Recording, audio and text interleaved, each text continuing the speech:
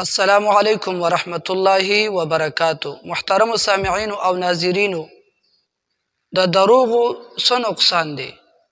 که موږ تاسو وګورو په خپل منځ کې، په کور کې، په هر مجلس کې، په دکان، مارکیټ، منډۍ، په هر ځای کې دروغ موږ تاسو کې رایج شوي دي. دروغ ویل بالکل زموږ تاسو په منځ کې عام دي، بلکې مسلمانان دې ته اړو د ګناه په نظر باندې ګوري نه. راځئ چې وګورو د دروغو څه نقصان دی. زمونږ او د ستاسې ستر لارښود معلم انسانیت جناب محمد رسول الله صلی الله علیه وسلم فرمای: یطبع المرء مع كل خصلة الا الكذب والخیانه.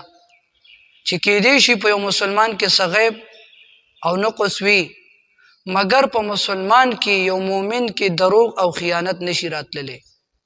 جھوٹ آئے گا تو ایمان چلا جائے گا، اور خیانت آئے گی تو ایمان چلا جائے گا.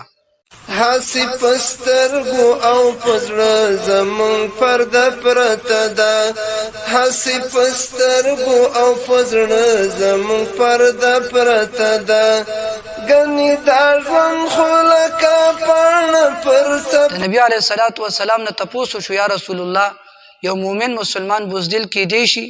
نبی علیه الصلاة والسلام د سائل په جواب کې وفرمایل چې د کمزور ایمان والا بزدل کېدی شي. سائل بل سوال کوي: یا رسول الله، یو مومن مسلمان بخیل او کنجوس کېدی شي؟ نبی علیه الصلاة والسلام د سائل په جواب کې وفرمایل چې د کمزور ایمان والا بخیل او کنجوس کېدی شي. سائل یو بل سوال کوي: یا رسول الله، یو مومن مسلمان دروغجن کېدی شي؟ نبی علیه الصلاة والسلام د سائل په جواب کې وفرمایل: کلا والذی نفسی بیده، هرگز نہیں، هیڅ کله هم نه. د الله تعالی په ذات مې د قسمی، د چا په قبضه او قدرت کې چې زما روح او ساده، ایمان او دروغ دا دواړه نشي یو ځای کېدی. یا به په انسان کې ایمان وي، دی به دروغجن نه وي، یا به انسان کې دروغ وي خو دی به ایماندار نه وي، مومن او مسلمان به نه وي. الله دې موږ د دروغ او د خیانت دواړو نه محفوظ وساتي.